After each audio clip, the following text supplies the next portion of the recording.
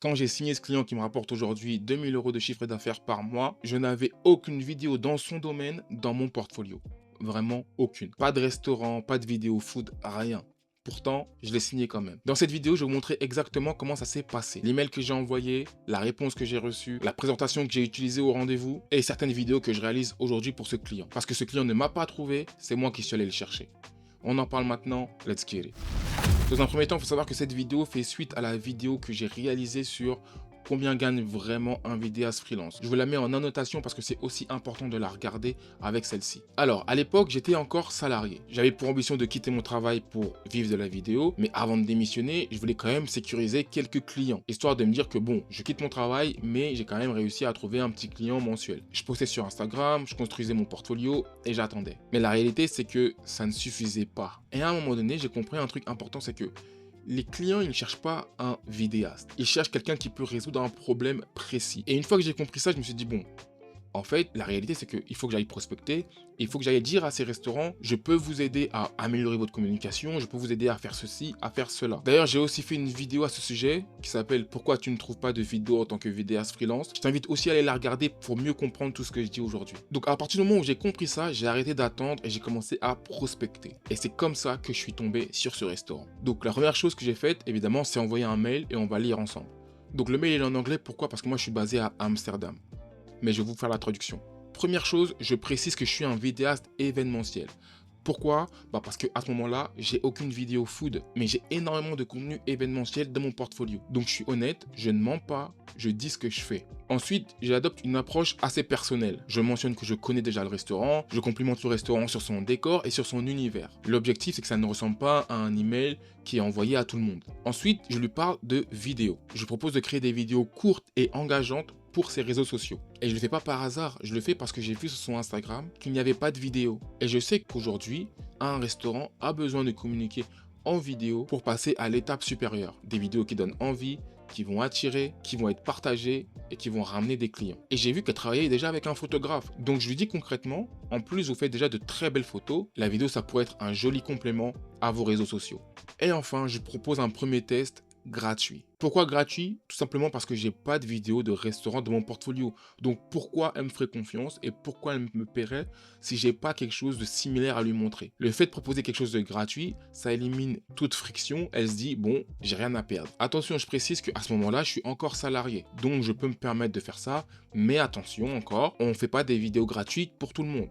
On fait une vidéo gratuite uniquement pour un but précis. Et là, dans mon cas, même si avec ce client, ça ne le faisait pas, au moins je savais que j'aurais un petit portfolio avec 2-3 vidéos que j'aurais faites pour ce restaurant et j'aurais pu aller démarcher d'autres restaurants derrière. Donc si vous faites des vidéos gratuites, il faut toujours le faire intelligemment avec un but précis. Si un client vous contacte et vous demande une vidéo et vous dit c'est pour ta visibilité, n'acceptez pas. C'est vous qui devez être maître de ce que vous voulez faire en termes de vidéos gratuites ou non. Fin de la parenthèse. Et enfin, je termine l'email avec un CTA, un Call to Action. En gros, c'est une action à faire. Je lui propose de faire une action. Est-ce que vous êtes disponible la semaine prochaine au restaurant pour que je puisse venir et qu'on en parle? Donc ça, c'est ce qu'on appelle un call to action. Et voilà, l'email est terminé. Donc ce que j'aime dans cet email, c'est qu'il est court, il va droit au but et je ne parle pas de moi. À part dire je m'appelle Gilles et je fais de la vidéo événementielle, je n'ai rien dit de plus. Quelques jours plus tard, j'ai reçu une réponse. Donc là, elle me dit bonjour Gilles, merci pour votre email. J'aimerais bien avoir une discussion avec vous. Je suis actuellement en train de chercher un vidéaste pour construire mon image de marque. Dites-moi quel jour de la semaine vous êtes disponible pour venir au restaurant. Merci beaucoup. Et j'ai envoyé un email. Vous pouvez pas me dire que c'est pas possible, que ça marche pas. Ça marche. Donc, une fois cet email reçu, on a fixé le rendez-vous et je suis parti voir le client. Maintenant, voilà le détail important. Comme je vous l'ai dit au début, j'avais pas de vidéo dans la food, dans la restauration. En face du client, j'avais rien à lui montrer dans ce domaine-là. Par contre, j'avais des vidéos de mode, des vidéos événementielles, etc. On les a quand même regardées. Alors, pas toutes, mais en fait, je les ai montrées et j'ai parlé de ce que j'apportais au client à ce moment-là. Pas de l'image en elle-même, pas de la vidéo, pas de la technique, mais pourquoi j'avais fait cette vidéo pour tel client, quel était son but, etc. Et ça n'a posé aucun problème. Parce qu'un client, il regarde pas uniquement ce que tu as filmé. Il regarde, est-ce que tu comprends son business? Est-ce que tu as la vision? Est-ce qu'il peut te faire confiance? Et vu que j'avais pas de vidéo dans la food, j'ai aussi préparé une petite présentation. C'était vraiment pour compenser l'absence de portfolio et montrer que j'étais vraiment sérieux dans ma démarche. Et je vais te montrer à quoi ça ressemble. Sur la présentation, qu'est-ce qu'on voit? J'explique tout simplement pourquoi c'est important d'investir dans la vidéo. Ça apporte plus de visibilité, plus de clients, plus de chiffre d'affaires. Parce qu'à la fin de la journée, ce que le client il veut, c'est exactement ça. Les vidéos, ça attire mieux l'attention que n'importe quel autre type de contenu. Ça génère plus de partage que du texte ou que des images. La vidéo, ça construit une confiance avec ton audience. Ça facilite le processus de décision. Et que les vidéos, au global, ça booste tout simplement le compte en question.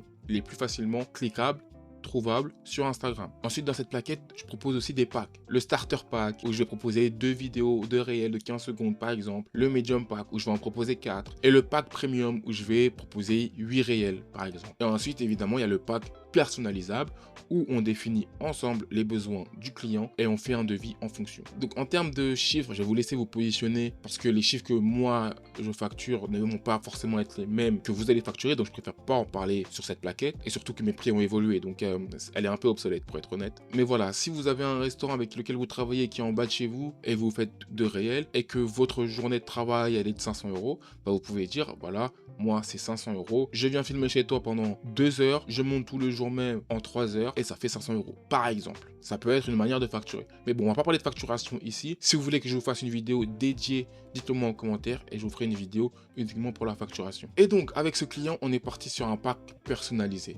Donc, au-delà de mes espérances, au-delà du starter pack, du medium pack ou du premium, on est parti sur un pack personnalisé. C'est pour ça que j'ai réussi à monter ma facturation à 2000 € par mois. Donc, la vraie leçon ici, c'est quoi? C'est que beaucoup de vidéastes, et moi le premier, pensent qu'il faut énormément de clients pour pouvoir vivre de la vidéo. Sauf qu'en vrai, moi dans mon cas, si j'avais 2 clients à 2000 € par mois, je pourrais très bien vivre de la vidéo. Donc, la stabilité, elle vient vraiment de clients réguliers. Ça va pas être le client qui te paye 5000 € une fois et ensuite pendant 3 mois, t'as rien. Un seul client mensuel, il peut complètement changer ton activité. Il t'apporte de la stabilité, de la confiance et du temps pour construire le reste. Une fois que tu as trouvé ce premier client, la seule question à te poser c'est OK, quand est-ce que je trouve le deuxième? Et en fait, petit à petit, c'est comme ça que tu vas construire ton activité et que tu vas commencer à engendrer de plus en plus de chiffre d'affaires. Si vous êtes vidéaste et que vous galérez à lancer votre activité ou bien à la construire solidement, j'ai mis en place un accompagnement personnalisé.